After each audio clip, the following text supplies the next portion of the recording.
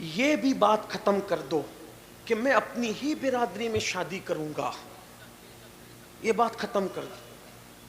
ہندوستان میں برادریوں کا کیا حال ہے یہ مفتیان کرام اچھی طرح آپ کو سمجھائیں گے۔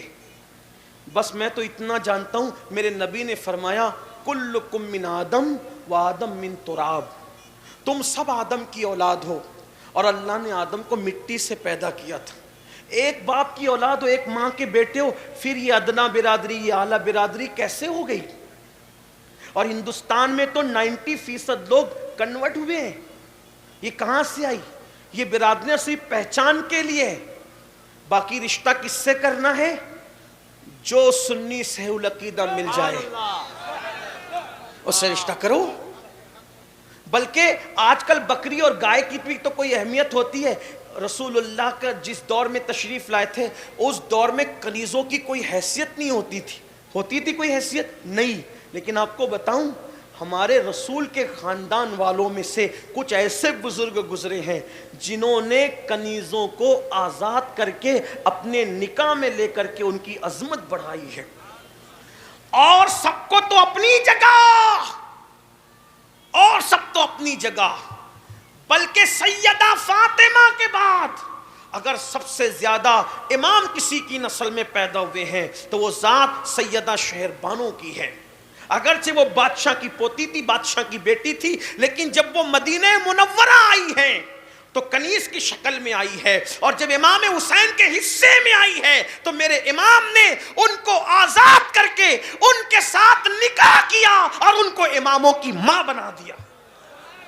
اگرچہ وہ نسب میں بادشاہوں کی بیٹی تھی، میں ان کے نسب پہ بات نہیں کر رہا ہوں، لیکن جس دن آئی تھی وہ کنیز تھی، اور کنیز کو اماموں کی ماں بنایا۔ امام زین العابدین انہی کی اولاد، امام باقر انہی کے پوتے، جعفر صادق انہی کی اولاد۔ آپ غور فرمائیں، اس لیے عاشقان رسول دیکھو، دینداری دیکھو، اور دین دیکھ کر کے نکاح کرو، مسلک و مذہب دیکھ کے نکاح کرو۔ قوم کی بیٹیوں سے کہتا ہوں اگر پڑھ لکھ لو تو یہ مت سوچو میرے معیار کا مسلمانوں میں ملے گا تو مسلمانوں میں کروں گی، اور اگر میرے معیار کا نہ ملا تو معاذ اللہ کہیں اور دائیں بائیں ہو جاؤں گی۔ یاد رکھنا ساری ڈگریاں قبر کے باہر رہ جائے گی، ایمان کی ڈگری قبر کے اندر تک جائے گی۔ اس لیے کوئی ڈگری نہ دیکھو، ایمان کی ڈگری دیکھو، اور ایمان کی ڈگری دیکھ کر کہ اس پر عمل کرو۔ کالا ہو، نکٹا ہو، چپٹا ہو، کیسا ہو، اگر مومن ہے مومن تو حضور کی خوشی کے لیے کر لو۔ میں آخری بات کہنے چلا تھا،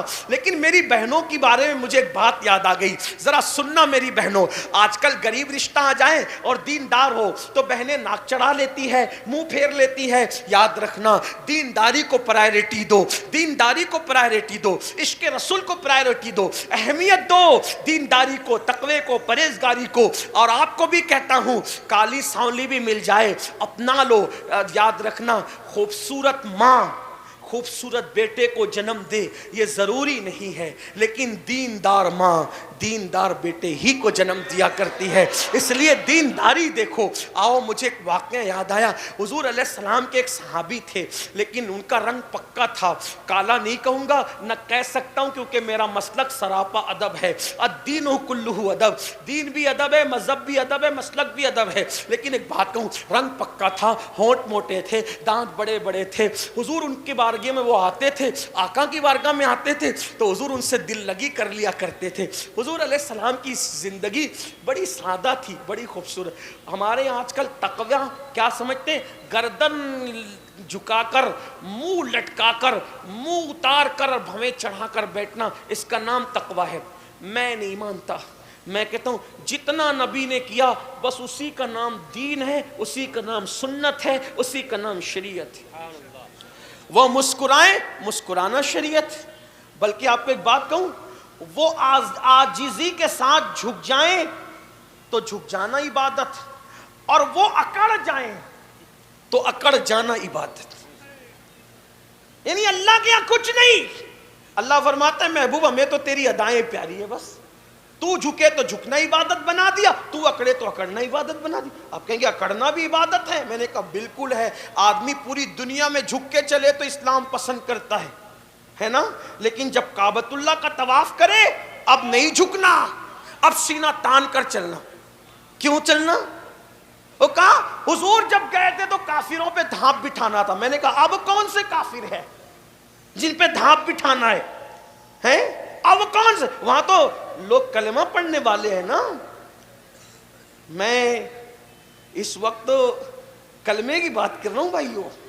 ہاں ورنہ حسام الحرمین جس کو مسلمان کہتی ہے میں اسی کو مسلمان مانتا ہوں. آپ میری بات کا مفہوم مخالف مراد مت لینا بھائیو. ہاں بڑے نازک حالات ہیں آج کل. کچھ لوگ تقریریں سننے آتے ہیں, کچھ سونگنے آتے ہیں. اپنا مسلک وہی ہے میرے بھائی. دشمن احمد پہ شدت کیجئے, ملحدوں کی کیا مروت کی. ایک بات یاد رکھنا, غیظ میں جل جائیں بے دینوں کے دل, یا رسول اللہ کی کثرت کیجئے. شرک ٹھہرے جس میں تعظیم حبیب, اس برے مذہب پہ لعنت کیجئے. اب بظاہر کون کافر ہے وہاں؟ آپ کیوں اکڑ کے چل رہے؟ کہا اب اگرچہ وہاں کافروں کو دکھانا نہیں ہے, کھلا کافر وہاں کوئی نہیں ہے, لیکن چونکہ وہاں حضور اکڑ کر چلے تو ان کی ادا پر ادا کرنا اسی کو عبادت کہتے ہیں. ہے نا یہ بات؟ تو بہرحال بات دور نکلی. کیا کہہ رہا تھا کہ حضور علیہ السلام ان سے دل لگی مسکراتے تھے, ہنستے تھے, اور ان سے دل لگی کر ایک دن وہ آئے. حضور نے کہا تو شادی نہیں کرتا؟ اللہ کے رسول نے فرمایا ان سے تو شادی نہیں کرتا؟ انہوں نے ہنس دیا. پھر حضور نے کہا کیوں شادی نہیں کرتا؟ شادی کر. ان کے دل پہ بات لگ گئی. دل لگی تھی لیکن دل کو لگ گئی. رو پڑے. حضور میرا رنگ پکا, میرے ہونٹ موٹے, میرے دانت بڑے, مدینے والے خوبصورت لوگ ہیں, کون اپنی بیٹی مجھے دے گا؟ میرا خود کا گھر نہیں, کاروبار کچھ نہیں, پیسے نہیں, مال نہیں, یہاں کے لوگ حسین ہیں, خوبصورت ہیں, کون اپنی بیٹی دے گا؟ جانتے رو پڑے. سرے بالی انہیں رحمت کی ادا لائی ہے, حال بگڑا ہے تو بیمار کی بن آئی ہے. اور استاد زمن کہتے ہیں بگڑ کر میری حالت نے میری بگڑی بنا دی ہے. جب کسی کا حال بگڑتا ہے تو اس کی بگڑی بن جاتی ہے. وہ رو پڑے. حضور نے فرمایا جاؤ فلاں فلاں صحابی کے گھر جاؤ اور ان سے کہنا, کیا کہنا؟ کہ وہ اپنی بیٹی کا رشتہ تمہارے ساتھ کر دے. یہ پکے رنگ کے, موٹے ہونٹ کے, بڑے دانت کے, اور وہ لڑکی تھی بڑی خوبصورت, وہ بھی صحابیہ تھی, وہ خاتون بڑی خوبصورت تھی. جب گھر پہنچے دستک دی, دروازہ کھلا, کون؟ فلاں. کیوں آئے ہو؟ آقا نے بھیجا ہے. کیوں بھیجا؟ سلام پیش کیا ہے. ہاں لیکن بات تو بتاؤ کیوں آئے ہو؟ انہوں نے کہا کہ آپ کی بیٹی کے لیے حضور نے میرا رشتہ بھیجا, آپ اپنی بیٹی کا رشتہ میرے ساتھ طے کر دیں. انہوں نے سر سے لے کے پیر تک انہیں دیکھا, بیٹی کا مستقبل نظر میں گھومنے لگا. ایک پکے رنگ کا, بڑی عمر کا جوان, میری بیٹی خوبصورت, حسن جمال کی ملکہ. تو کہا رکو بیوی سے مشورہ کر لوں. بیوی کی طرف جھکے, بیوی سے کہا فلاں آئے ہیں, حضور نے بھیجا ہے رشتہ لے کر, رنگ پکا ہے, ہونٹ موٹے, دانت بڑے, خود کا مکان نہیں ہے. بیوی کچھ کہنا چاہتی تھی, بیٹی نے ماں باپ سے کہا بابا بابا نا نہیں کہنا. بابا, قوم کی بیٹیاں سنو, نا نہیں کہنا. کیوں؟ آنے والوں کو نہ دیکھو, بھیجنے والے کو دیکھو, بھیجنے والے کو دیکھو. ارے کتنی خوش نصیب ہے تمہاری بیٹی. کسی کا رشتہ باپ طے کرتا ہے, کسی کا رشتہ دادا طے کرتا ہے, کسی کا رشتہ نانا نانی طے کرتے ہیں, لیکن تمہاری بیٹی کتنی خوش نصیب ہے کہ نبیوں کے امام نے تمہاری بیٹی کا رشتہ طے کیا ہے. ماں باپ نے کہا غریب ہے, مفلس ہے, اس کا خود کا گھر نہیں. کہا کچھ بھی ہے میں ہر کڑوا گھونٹ پی لوں گی, اپنے نبی کو ناراض نہیں ہونے دوں گی, میں سب سہ لوں گی, حضور کی خوشی کے لیے سب سہ لوں گی. میری بیٹیوں, میری قوم کی بیٹیوں, آج بھی اگر تمہیں مسلمانوں میں کیسا ہی لڑکا مل جائے, مذہب اور مسلک ہاتھ سے مت چھوڑنا. بس یہ سوچ کر حضور کو خوش کرنے کے لیے اس سے نباہ کر لینا. اس کی برکت کیا ملے گی. نکاح ہو گیا, دلہن آئی, حضور نے دعا دی اللہ تجھے خوش رکھے. ان کا مسکرا دینا بھی کسی کے لیے کافی ہے, لیکن حضور نے کہا تجھے خوش رکھے. پتہ ہے صحابہ کیا کہتے ہیں؟ کہتے ہیں وہ دن تھا، اس بیٹی کو حضور نے دعا دی اللہ تجھے خوش رکھے، چند ہی دنوں میں خود کا مکان بھی ہو گیا، کاروبار بھی ہو گیا۔ مدینہ منورہ کے لوگ باتیں کرتے تھے اگر سب سے زیادہ پورے مدینے میں کوئی خرچہ کرتا ہے تو وہی میاں بیوی خرچہ کرتی۔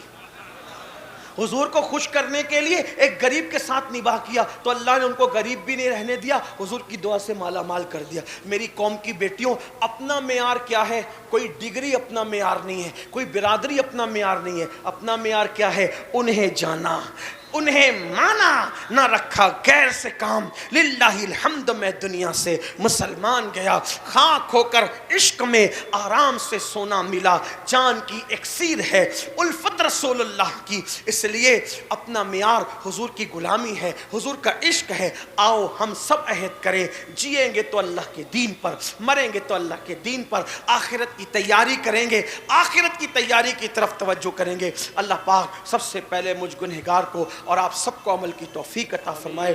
گفتگو کے درمیان اگر کوئی غلطی لغزش ہو گئی ہو اللہ تعالیٰ معاف فرمائے۔ استغفر اللہ ربی من کل ذنب واتوب الیہ وما علینا الا البلاغ۔ ابھی محفل ختم نہیں